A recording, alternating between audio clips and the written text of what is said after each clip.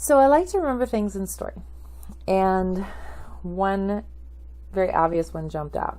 So this is Freya, creation, lovers, devil, judgment, high priestess, the fool, the Hierophant, justice, and the sun, right? So I say that instead of just saying Fehu, who's, give a little bit more direct meaning to the story that it jumps out at is Adam and Eve in the story of creation. And so this is how you can remember the runes for the Freya at very, very easily. Fehu, Big Bang, it's the creation of the world. The world is created, man is created, there's abundance created. This is abundance and creation. Uruz, this is the tree of knowledge of good and evil and the Garden of Eden, and it's something both feared and fascinated by. It's a time of strength and vitality, and you have everything you want, but there's this one thing that you sort of need a little bit of strength. Remember the word strength. You need strength to either make a decision to bite the apple and disobey God and choose your own path, or you need strength to, you need strength either way, whether you're going to defy or whether you're going to accept. You need strength to resist, or you need strength to actually go ahead and do it and defy. So to me, that was, that. Then Thorazaz is the temptation itself. So this is, when the devil comes and he says, hey, why shouldn't you?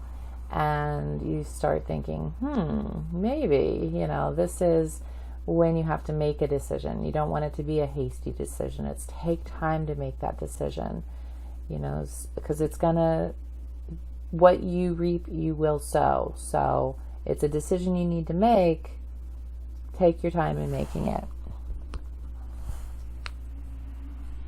Ansu's voice of God. This is when you bit the apple and hidden truths were revealed.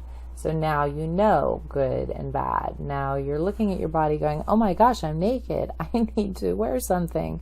And you're ashamed when God sees you all naked. And there's an elevation now from you being in your animal state to you now being human. And in that natural state that we now all exist in. And so this is your own intuition on what is good, what is bad,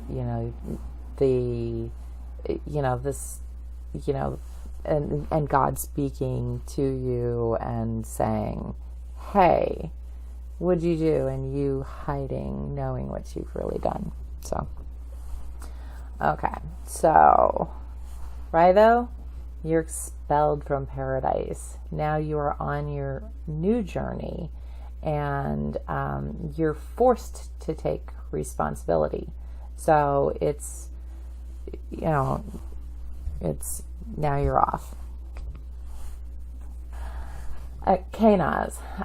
So I see this as two different things. The flaming sword that was the cherubims and the flaming sword were placed east of Eden in order to protect man from finding Eden and accidentally eating from the tree of life, because if they ate from the tree of life, that would give them immortality while they were still in their fallen state.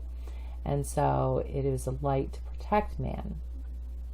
I also see this as God gave instruction. It was not written as if it was instruction. It was written as if it was a punishment, but how to survive, basically, and how to continue mankind.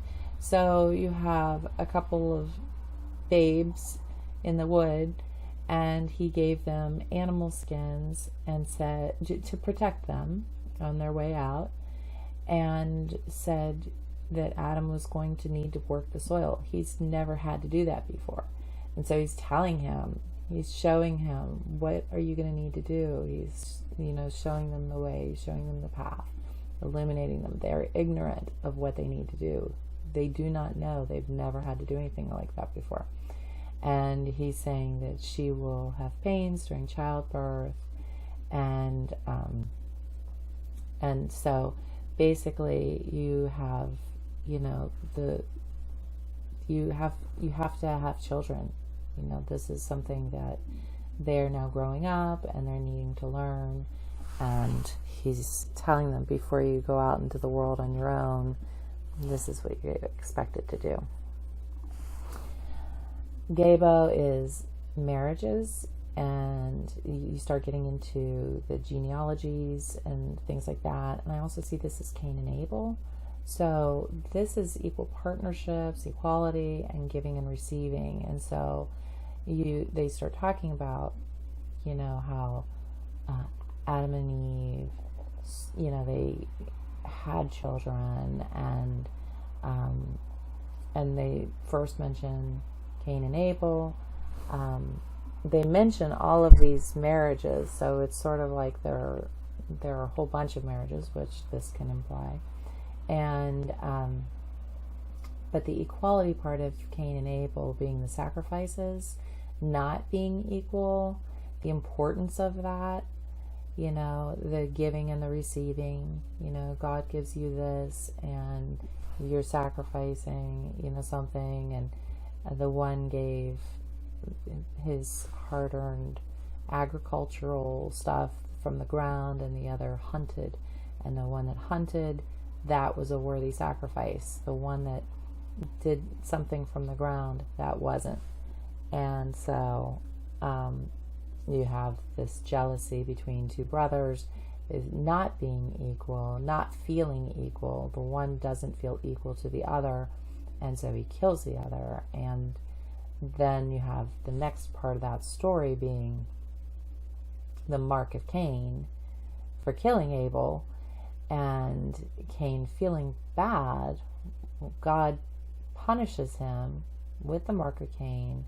Cain feels like he's going to be threatened by everyone now, and God says not only is he giving him a punishment, but he's protecting him, because anyone who kills Cain will get sevenfold. And so there's this sense of, you're getting this, and it's balanced with that. Okay. It's a long description, but hey.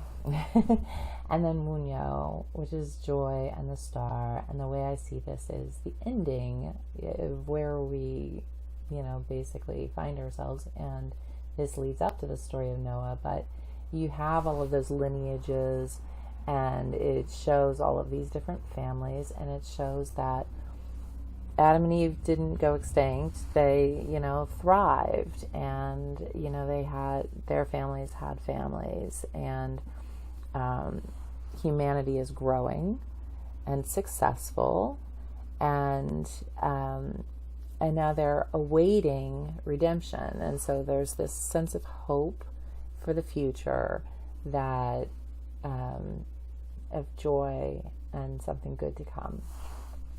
And that is the Bible story for the runes, that just make it really easy to put them in context with a story you already know. So hope that helps, and hope you enjoyed it. Namaste.